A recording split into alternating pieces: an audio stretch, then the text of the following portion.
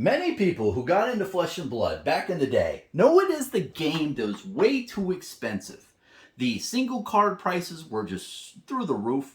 The sealed product was just to the moon. Everything in Flesh and Blood was just way too expensive. And of course, nobody plays the game. And I really want to delve into the question and answer, why were all the products of Flesh and Blood so expensive back in the day? And really, how did that come to be? And it really has taken a while for Flesh and Blood to really shave that stigma off it. I feel like in 2020 and early 2021, there's so much stigma of just this is a investment utility and nobody really plays the game. And then after, I think Q2 2021, people finally saw that, okay, this game is pretty affordable. People can play it. People do have access to the cards. And it's really not as bad as they thought in the past. And overall, if you look at 2020, which was the pivotal year of Flesh and Blood's history of how the card prices got so expensive, there are three major market spikes that occurred that made the prices go up. And I want to talk about them in detail. And I really want to make this video, man, because if nobody talks about this shit, it is going to be lost to the concept of time, where people are constantly looking tunnel visioned on what's happening now in their lives, no matter what year you are in now. But if nobody makes a video explaining how Flesh and Blood got so expensive, it really just fades away into oblivion. So here's how Flesh and Blood originally got so expensive, and where card prices went from like normal amounts to just ridiculous amounts in a short period of time. Now, I first want to dispel the rumor that Flesh and Blood has always been an investment type thing, and there's always been investors and speculators early on in the game. Now, for this whole video, I'm going to be talking about the secondary market when it comes to Alpha Welcome to Wrath booster boxes. The reason being is because when that price goes up, usually other things below it in the hierarchy of secondary market items for Flesh and Blood, usually those drift up as well as the Alpha Welcome to Wrath box comes up. It's kind of like the pinnacle block that really, when that goes up, the rest of everything else goes up. Now, what I want to say is that with Flesh and Blood, and when they say we have a new birthday coming out, like recently there's a 3-year birthday of Flesh and Blood, that is all related to the Welcome to Wrath Alpha Booster Box. It came out in October 2019. That is when Alpha Welcome to Wrath Booster Box came out. October 2019. Now picture that box price in your head. Now, let me tell you some card values here. So Welcome to Wrath Legendary Cold Foil cards, we're sitting around $50 to $80 a card, and the Heart of Fandel was around $500, the cold foil one, $500 this time period, from October 2019 through around August 30th, 2020. This is almost an entire year. It was 10 months or something where card prices were very reasonable. I mean, those card prices pretty much, mimic, Unlimited for a bit, especially for the legendaries, not so much the Fable. But basically, what I'm telling you here is that card prices were very normal for the first 10 months of Flesh and Blood coming out. There was no big investor buyouts. There was no, crazy speculators out there. Nothing. This is pre all the spikes. And it just was a time period where things were very normal for Flesh and Blood, especially in the secondary market. One could even say that there wasn't much of a secondary market for Flesh and Blood. You definitely had the cards out there, but you didn't have all these big-time collectors, big-time investors. You didn't have too much money going in. It was really mainly just players at that point, I would say, for the secondary market of Flesh and Blood. Now, going into the first market spike, which occurred on August 30th, 2020. Now, before I get into it, I just really want to hammer home. It is false that Flesh and Blood was an immediate investor frenzy. This is completely false. I just said it was 10 months of the game before anything, if there was any spikes, any like a buzz about the secondary market for Flesh and Blood. So on August 30th, there was a huge spike where Welcome to Wrath booster boxes went from $100 a box to roughly $200 to $300, within like two weeks or so. It went from at least 100 to 200 in like a day, but then it drifted closer to 300 in the weeks following. And the reason why is because there is a announcement on the Legend Story Studios website talking about how Welcome to Wrath and Arcane Rising Unlimited was coming out. And in here they put a bunch of things saying, hey, thank you so much for the game stores and all the community. It looks like we're selling out of a lot of the Flesh and Blood first edition boxes for Welcome to Wrath and Arcane Rising. And they're talking about other things about how there's been a huge rapid growth of Welcome to Wrath and Arcane Rising recently, so they have to print these cards in an unlimited format. Now, the big money is down here. So this was released August 25th. Now, down here, we got some stuff here that says, what is the difference between Unlimited Edition and, Alpha and First Edition? It talks about the cold foils and why they're special and how those are kind of like a reserve list in a way of cards that we're printing in a certain way for Alpha, but then they're not going to reprint it in the Unlimited product. And this was new information at the time. So this was really the thing that spurred it off. So this occurred on August 25th, and August 30th, roughly around that point, is when the booster boxes just, skyrocketed in price and, follow suit. Many other products in Flesh and Blood became more expensive. Now, another thing that I should note around this is Rudy from Alpha Investments released a video of his Crucible of War box opening around this time as well. That could have also caused a spur of people to read this article and kind of get more informed and be like, oh, looks like this game is doing a lot better than people originally thought. Maybe I should, buy a couple boxes on the side and as like a little investment here. That could have had a play into it. But ultimately, this article came out and it said, hey, cold foils are special. We're selling our products really great. These things are gone right now. We don't have any more, and we're reprinting it. So it caused the boxes that were out there on the secondary market. People are like, hey, like if there's not any more, then this is out of print. These boxes should go up in price. So they went from $100 to $300 for the Alpha Welcome to Wrath box. Now there's a conspiracy I have for this one as well. I'll get into it a bit. That was the first market spike. Again, that happened on August 30th, 2020. And I have down below in the description of this video, I'm going to put different videos that I made for each one of these market spikes, so you can like see the video that I did for each one at that current time, because I talked about it when I saw it. So that's also something out there too.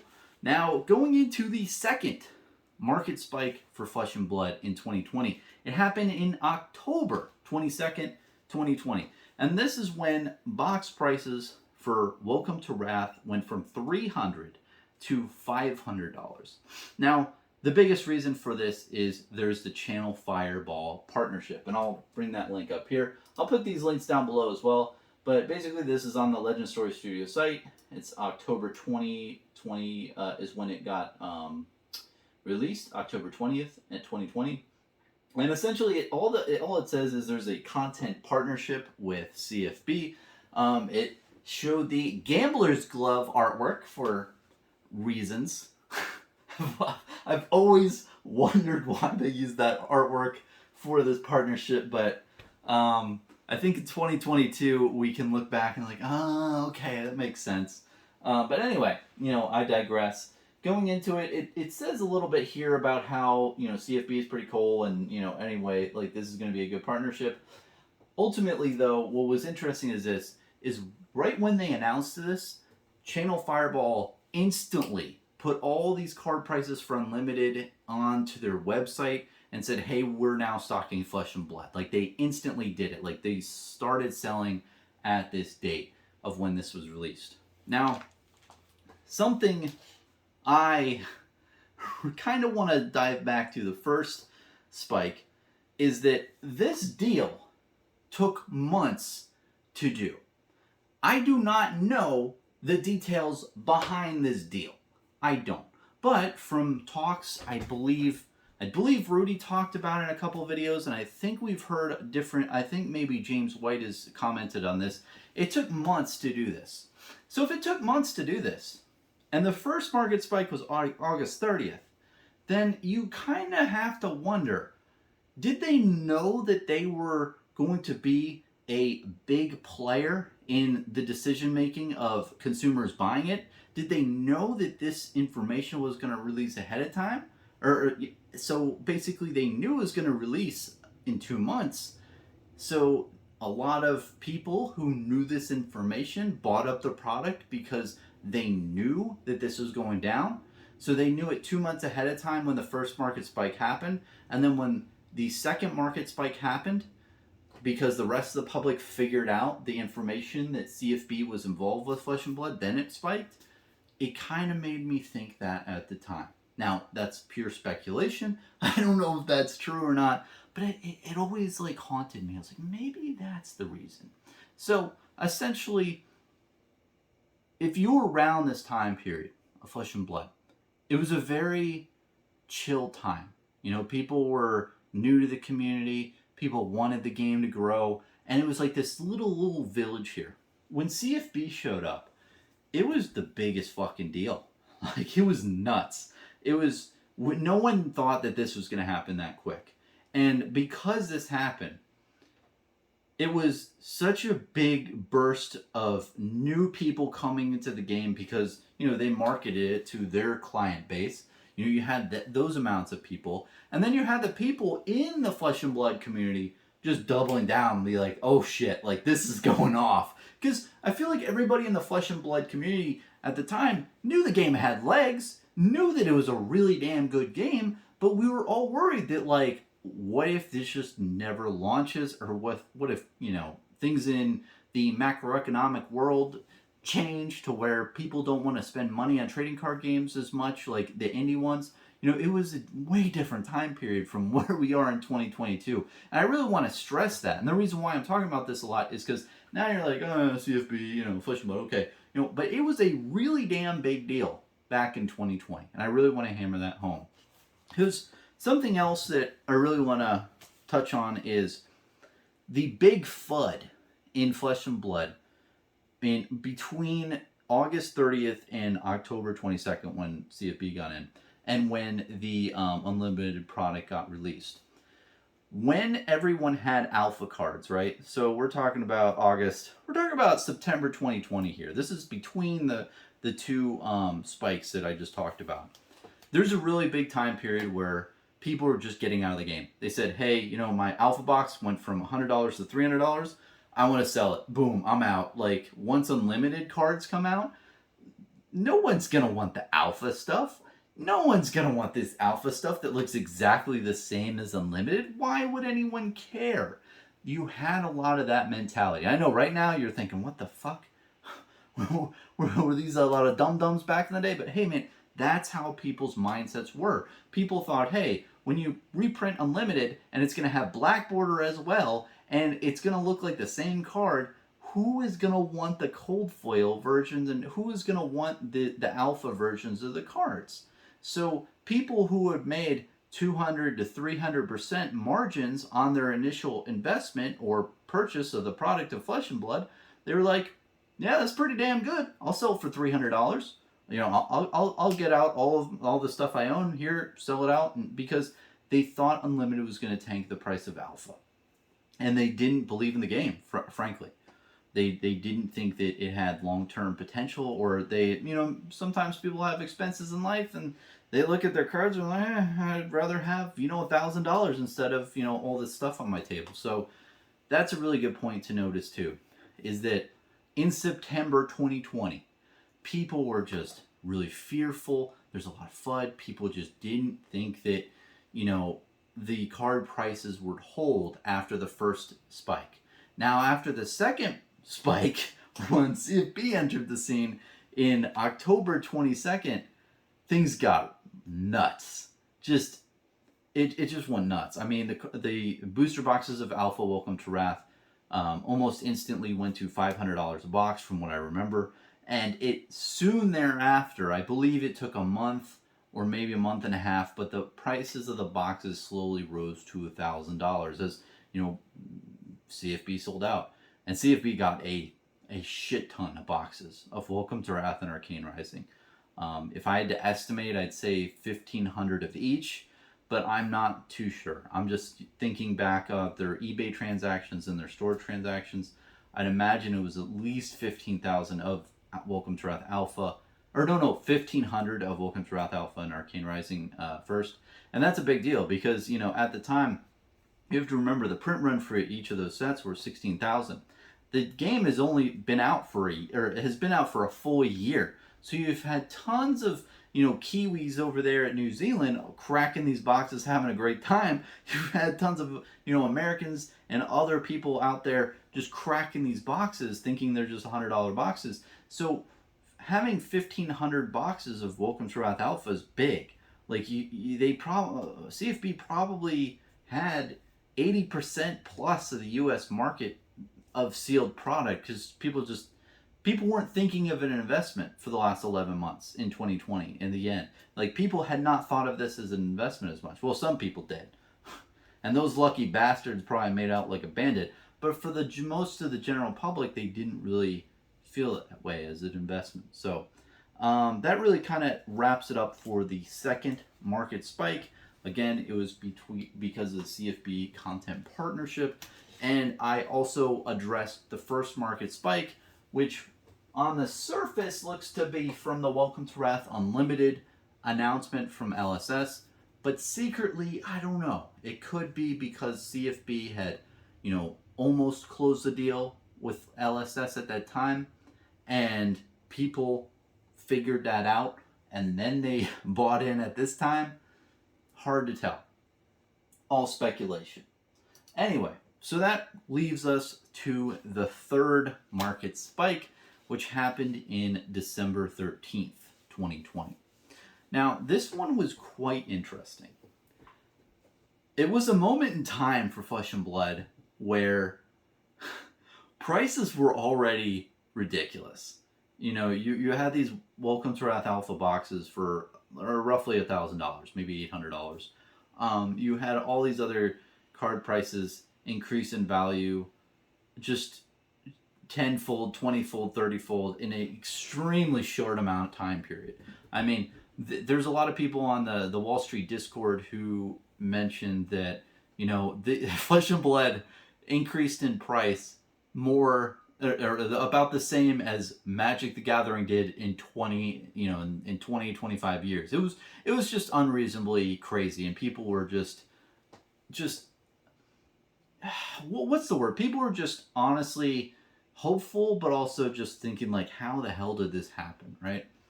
Now, December 13th rolls around, and all of a sudden, out of the blue, around 8 p.m., I believe, or 7 p.m., Rudy from Alpha Investments sends a Patreon email to everyone and says, hey, you know that game Flesh and Blood? Well, there's this big dog in New York who just purchased 300,000 plus of inventory from Channel Fireball, and this is probably going to increase the prices on those sealed boxes. And he said, hey, keep those boxes sealed, man. Like Welcome to Wrath Alpha, Arcane Rising first, Crucible War, keep those things sealed. Those are worth a good amount of money now. And, just to let you know, this is going down. Now, lo and behold, this big investor from New York became Saint from the Fable Hunters. Really cool guy. I love that guy.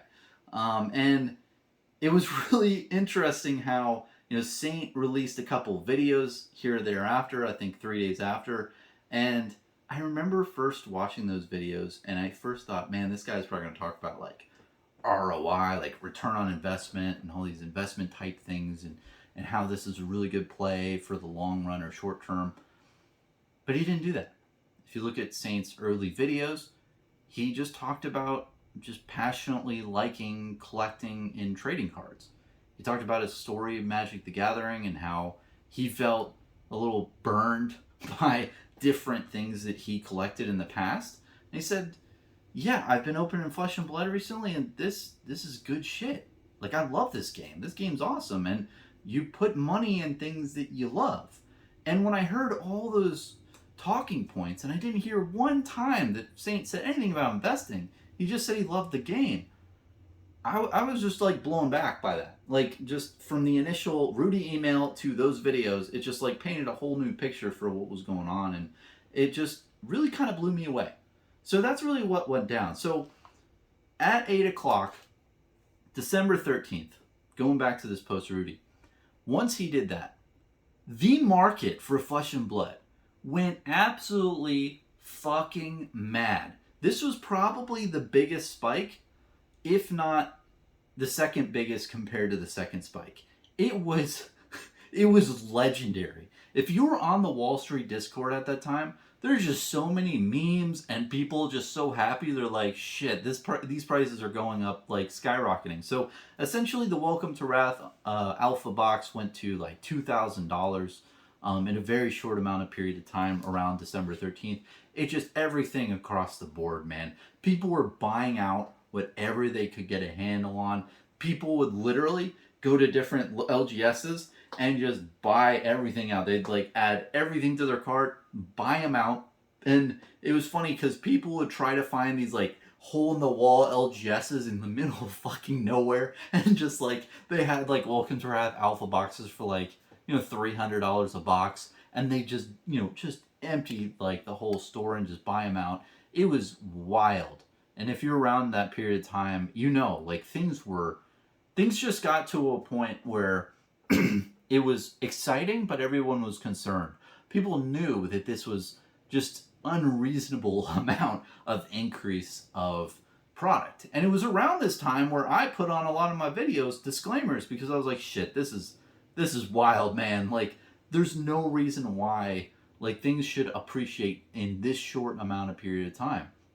And I was just blown back. Everyone was happy. Everybody was like memeing, and everyone was just really going at it hardcore, and just really it was a wild time in Flesh and Blood's history. And I know if you're in the community, it was like this. Everyone's like, you know, partying hard. But then if you weren't in Flesh and Blood, you probably looked at it like, what the fuck is what this game? What are all the? And I understand why there's a stigma. The Flesh and Blood was so expensive. It's because it increased in value in such a short period of time. And granted, man, this is December 13th, right? It started in August 30th.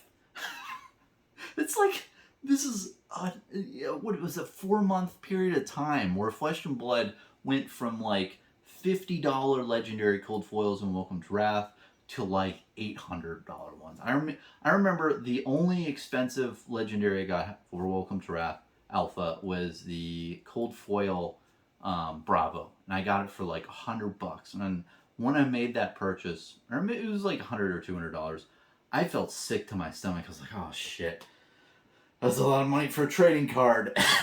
But man, I'm glad I did that, because yeah, things just got nuts in the secondary market, and yeah, prices increased. So, you know, I think that another thing I want to note with the third market spike. So I said, you know, the whole thing went down where Rudy announced it on like around 8 p.m. on December 13th, and then that whole night, like for the next 6 hours, things just got bought up everywhere. People were just buying that stuff out, because I think people realized like, hey, if this guy in like all people heard, right? Here's the verbiage, is that big investor in New York purchases almost, you know, all the inventory of CFB. Well, if that's true, then, well, maybe there's not that many booster boxes remaining if this guy has a bunch of them. So people's mindsets, their monkey brains were like, oh, low supply equals price increase, must, you know, buy certain things. It just created this huge frenzy in the market. Frenzy is the big key term here. It created a huge frenzy out there for people just to buy up, and just a craze, because people knew that Flesh and Blood had something here. You know, that they had, you know, that there's something to it. So anyway, wrapping this up, I've talked about the 3 market spikes for Flesh and Blood. And I really appreciate you listening this far and listen to my ass reminisce about this time period of Flesh and Blood's history, because it's when I got into Flesh and Blood, when I started making videos. And again, I'll put links down below to each of the market spikes. I made a video when it occurred on my channel. But ultimately, just to recap, we have the first market spike. And this is when Welcome to Wrath and Arcane Rising, Unlimited was announced. And it said, we have our original product, the Alpha, Welcome to Wrath and Arcane First, is out of print.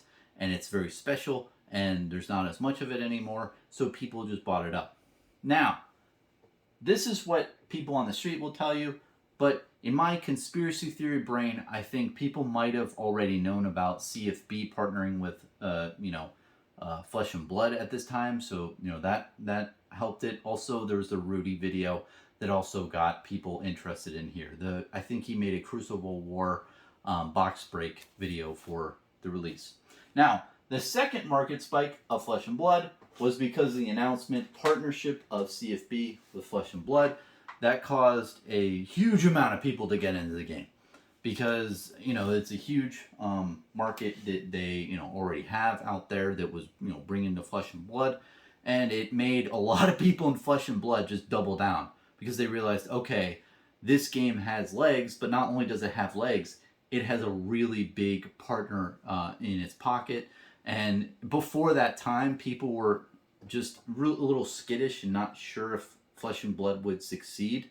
People weren't sure if it would totally, get into the U.S. market, into the markets out there. They didn't think there was like this whole question on their mind.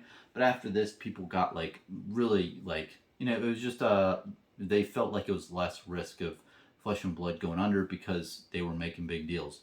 Now, the third market spike was, again, Saint from the Fable Hunters YouTube channel, who made a pretty big transaction over there with CFB, and that caused a lot of people in Flesh and Blood who were interested in the secondary market to be like, yeah, this is probably a pretty good opportunity to buy stuff before it goes up in price.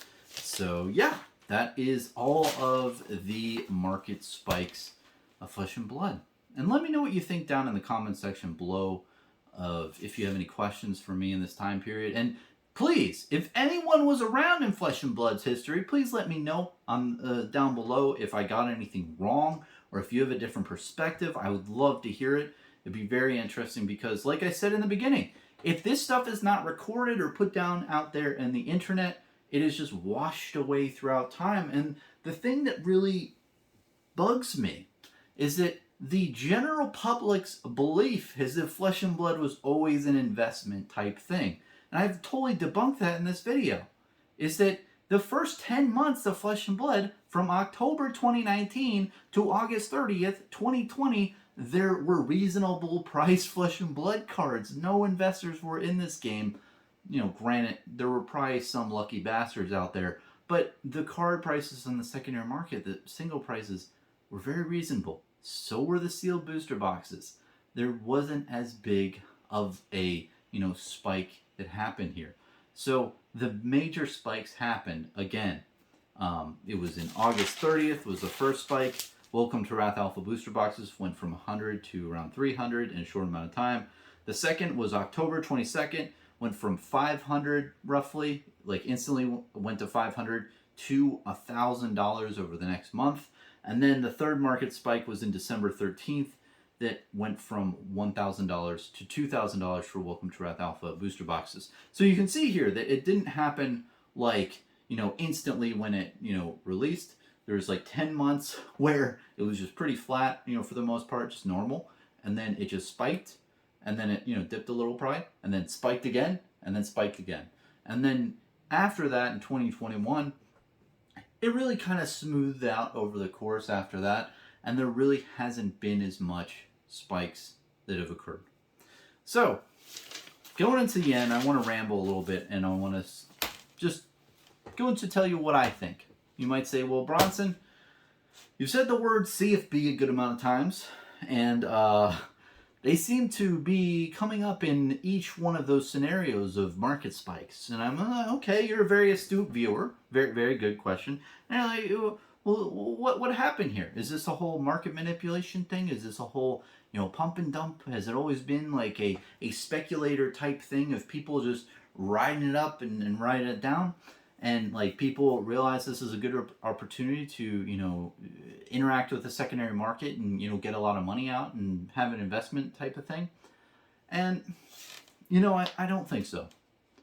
And I think the reason being is that I think that Flesh and Blood it's a really damn good product.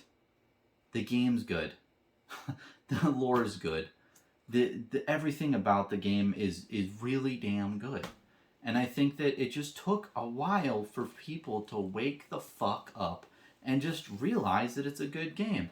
And a lot of this is just marketing. A lot of this is the game getting out there to the public. It just took a very long time. And it's been said many times in the past that James White and Legend Story Studios, they try to get people into Flesh and Blood and get their game in the game stores. But a lot of LGSs just wouldn't want to carry Flesh and Blood because it was a new game, and back in 2019 new games just didn't succeed.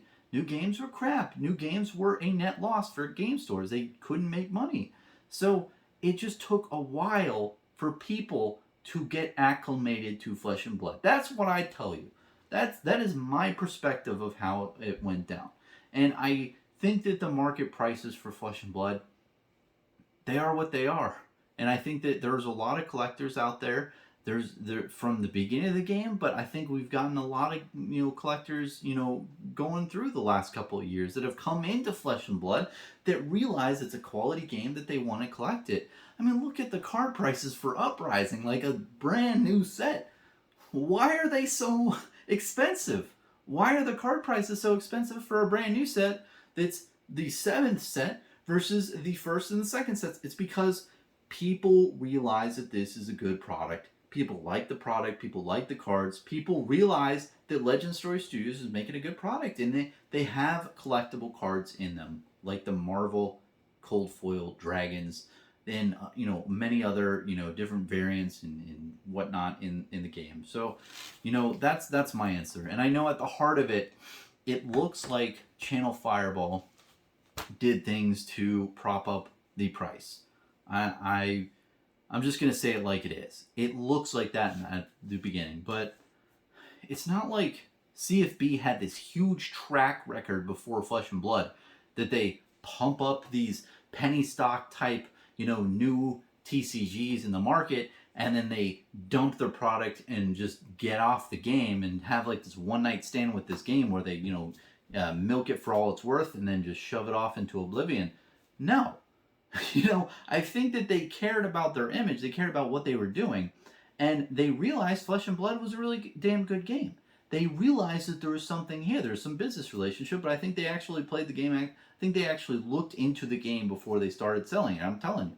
I mean, if you look at Star City Games, I think they haven't really sold any other game except Magic the Gathering before Flesh and Blood. So that's a huge thing that they got into Flesh and Blood. You have a lot of these scenarios where these entities got into Flesh and Blood because they thought it was a good product.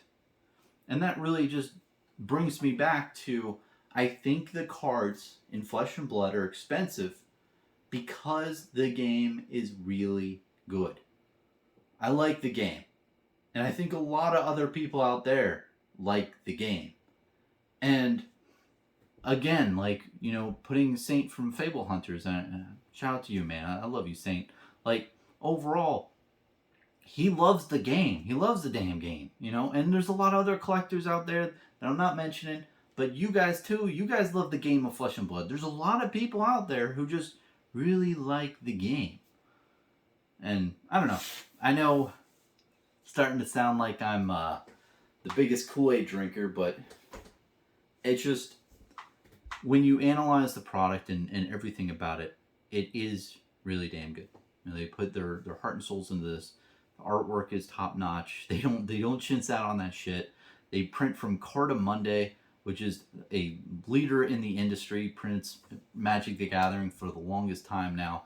they created a new type of printing called cold foil that I don't think any other game has had up to this point. Maybe they do, but I don't see many out there, announcing that they have, maybe they do. I don't know. But all I know is before Flesh and Blood, I never heard what a cold foil is. I'll tell you that much. So they, did that. They are global. They're a small time studio, Legend Story Studios, that has like 20 employees when it first started, or less than.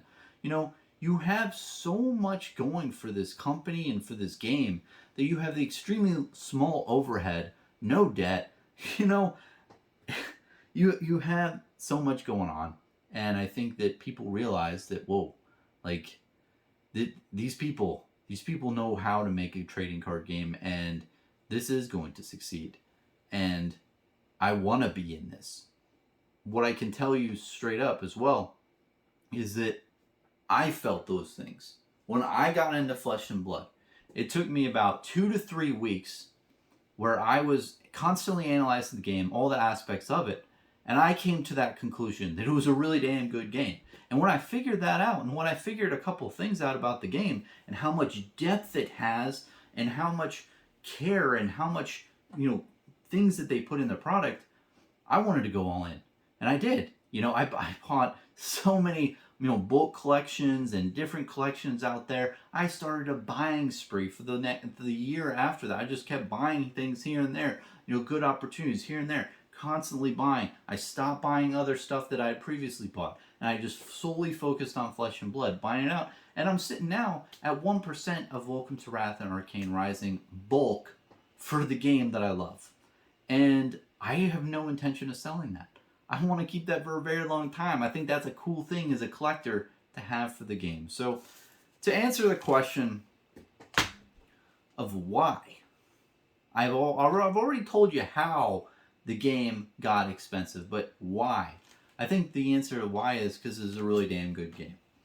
I think that there are certain situations that propped up the price, but ultimately at the heart of why the price of the cards and why the price of the product went up in such a short amount of time is people just finally woke up to, wow, this is a hidden gem. Like, this is really damn good. And just to point out in the end too is that Flesh and Blood started the whole renaissance of new TCGs. There are a lot of new TCGs out now that wouldn't have a hope's prayer to, be successful if Flesh and Blood hadn't paved the way already for them.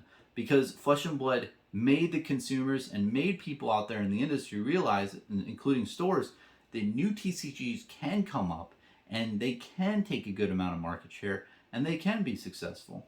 So I think I'll leave it off with that. And let me know what you think in the comments section of what I've said here today. But I really appreciate you listening this far. It means a lot to me. And, this topic especially is really cool. The different market spikes in the beginning of Flesh and Blood's history in 2020, it's going to stay with me for a long period of time. And I hope this just brings it to light in other people's minds, and so where people can really understand how these cards got so expensive in a short amount of period of time. Because after that, it's taken a while for Legend Story Studios and Flesh and Blood to shed that stigma. But I think now, especially, it's faded off a lot. And I think that it's really cool to just talk about the history of how we got to that space. So, cheers, man. Thanks for watching.